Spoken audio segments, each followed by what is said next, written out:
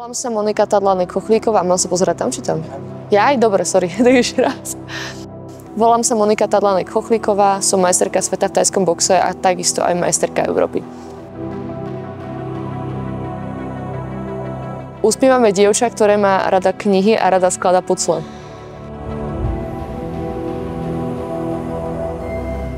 Bojovým športom som sa dostala cez karate. Ja som od 6 rokov vlastne robila karate a v 16 rokoch som prešla na tajský box. Takže celý svoj život sa venujem nejako bojovým športom.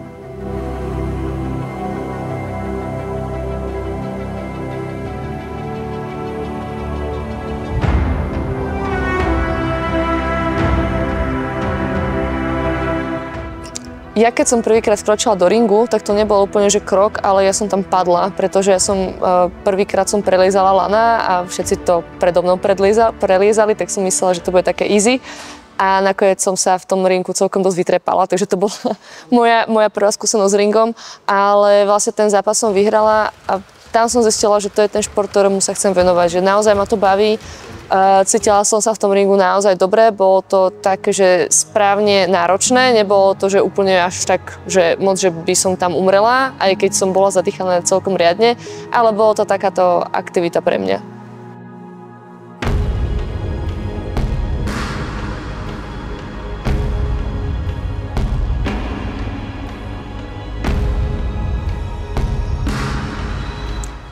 Ak sa dobre pamätám, tak ja som bola prvá žena z Trenčína, ktorá išla do ringu na zápas v tajskom boxe.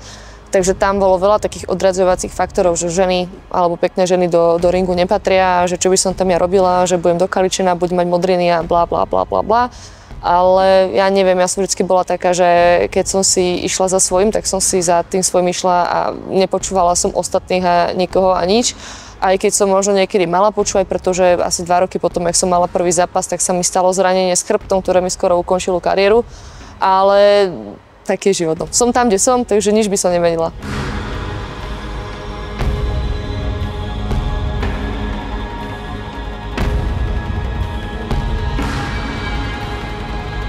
Víťazstvo, ktoré si najviac vážim. Tých bolo veľa, ale asi najviac to, že som vyhrala svetové hry. Svetové hry sú vlastne obdoba olympijských hier pre neolympijské športy. Konajú sa raz za 4 roky, rok po olympiáde. A mne sa v roku 2022 v USA podarilo získať zlato v tajskom boxe.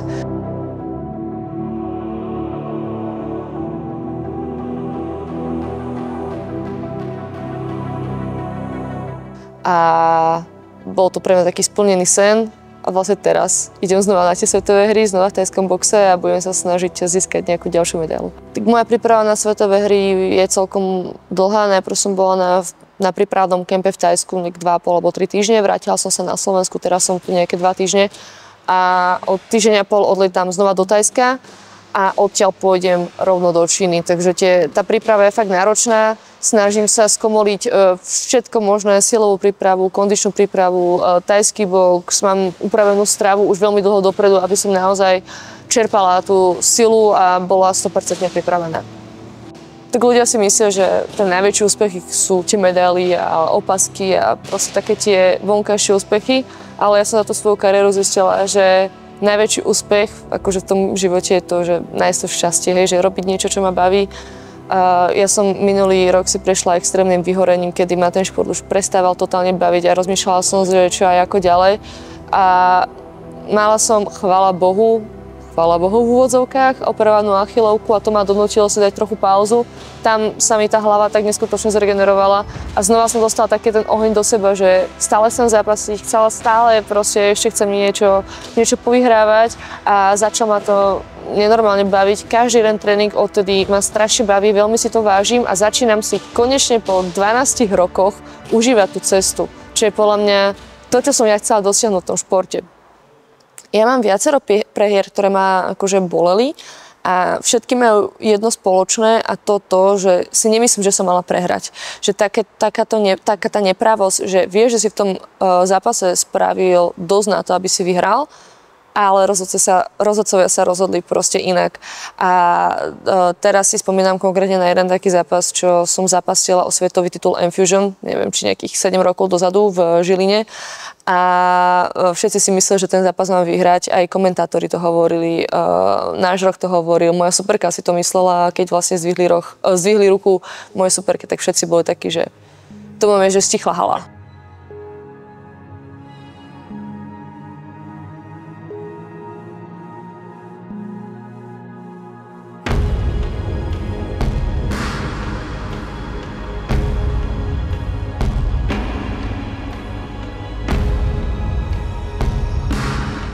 Paradoxne, tie prehry ma učia viac ako výhry, lebo keď stále vyhrávaš v kuse, tak nemáš úplne nejakú motiváciu sa zlepšovať, lebo však to vychádza, hej, že vyhrávaš.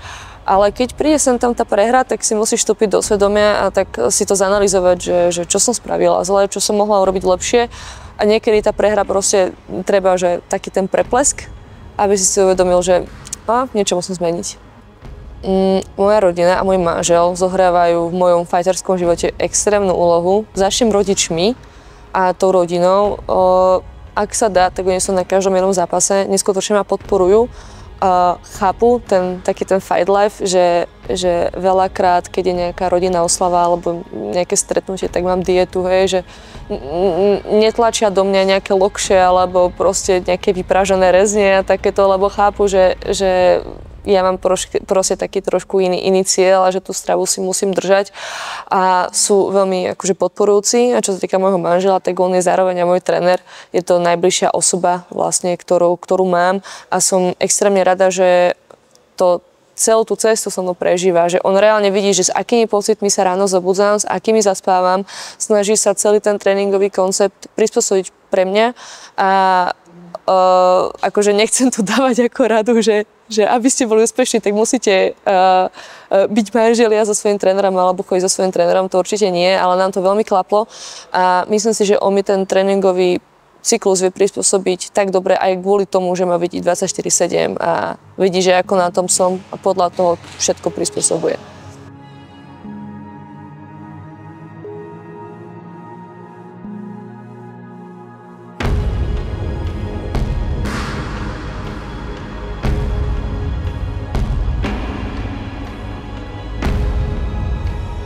Tak ono ťažko povedať, aký je rozdiel medzi Monikou v príprave a mimo prípravy.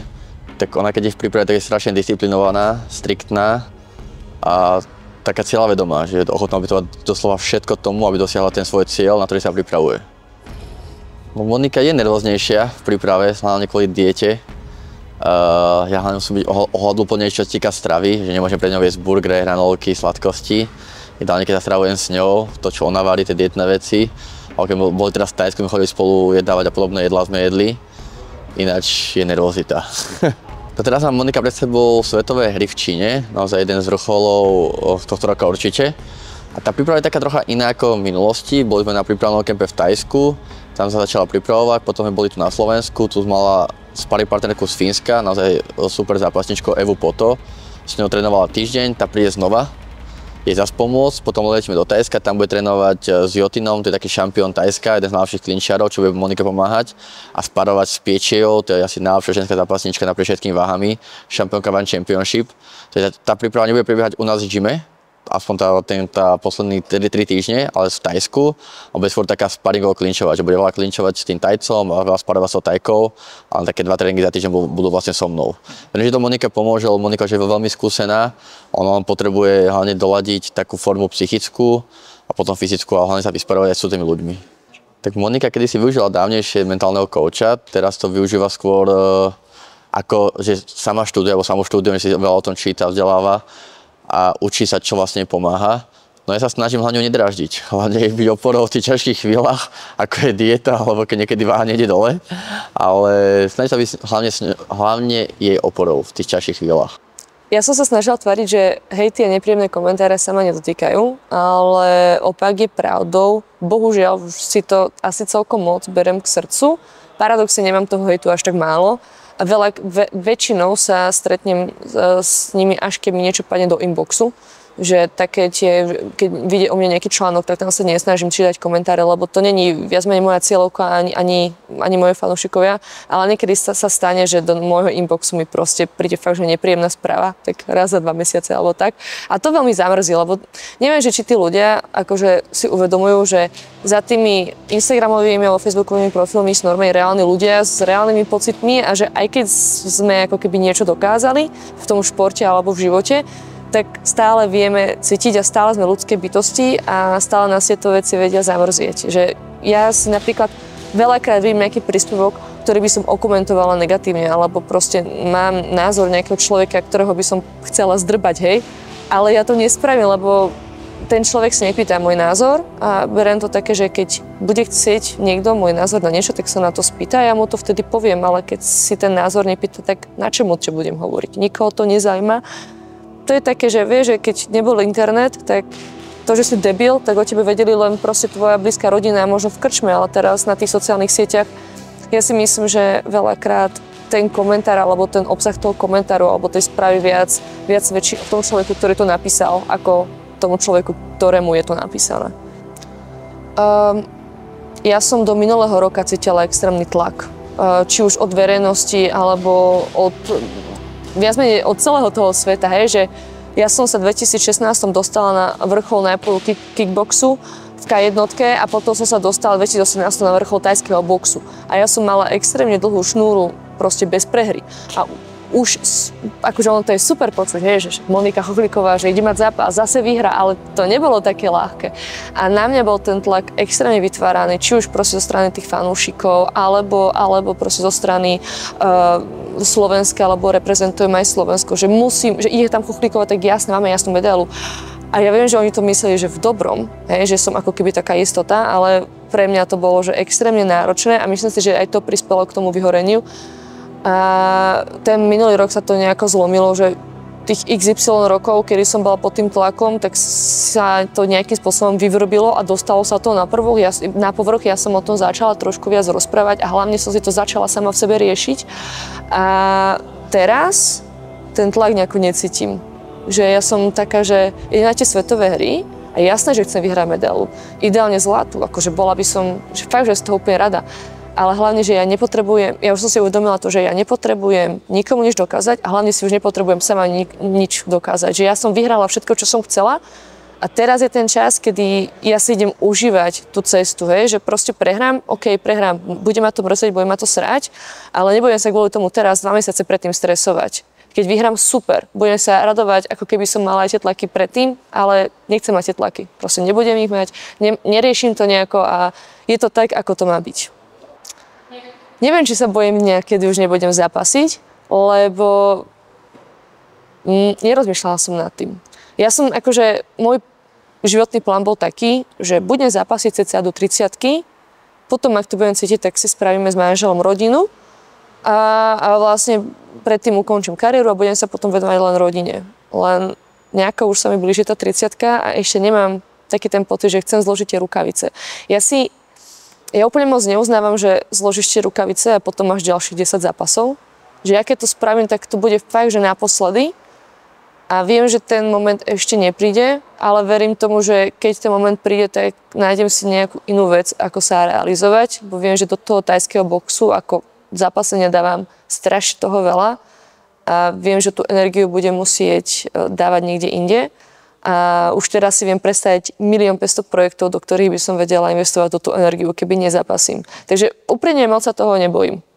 Reálne fakt, že odkedy som začala trénovať v tom januári po tom zranení, tak všetko robím pre seba. Si zober, že ja som bola proste taká, že moja tá mentálna pripravenosť spočívala v tom, že som musela absolvovať extrémne množstvo tréningov, ktoré ma brutálne psychicky a psychicky vyčerpali, na to, aby som si ja povedala, že OK, že v tej hlave, že makala si na 120%, tak teraz aj v hlave, aj proste aj tvoje telo, aj hlava je nastavená na ten výkon. No a teraz som zistila, že ono úplne nevadí vynechať nejaký tréning, keď sa cítim zle. Lebo mne sa stalo to, že ja som sa cítila zle. Mala som nejaké zranenie a ja som išla ďalší tréning. To zranenie sa proste znásobovalo. Potom ma z toho zranenia začalo boleť niečo iné, lebo som napríklad si chôdzu kompenzovala tým, že som nejakým iným štýlom dostupovala, začala ma boleť druhá noha.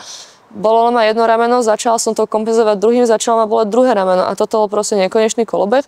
A ja som si, Pane Bože, konečne teraz uvedomila, že ono to není o tom, že proste ty sa musíš cítiť fakt, že dobre vo svojom tele. Začala som hlavne strašne pracovať ohľadom takej tej sebalásky, lebo ty, keď robíš takýto šport, alebo hociaký profesionálny šport, tak sa trízniš, ty si odoberáš proste veci, ty znamená, že to ako keby si to ja teraz tak vnímam, že ako keby ty nemáš rád svoje telo, tak preto ho tak trénuješ aj na tých tréningoch, aj vlastne v diete proste počas celého tohto všetkého a teraz proste sa ako keby učím naspäť mať rada to telo.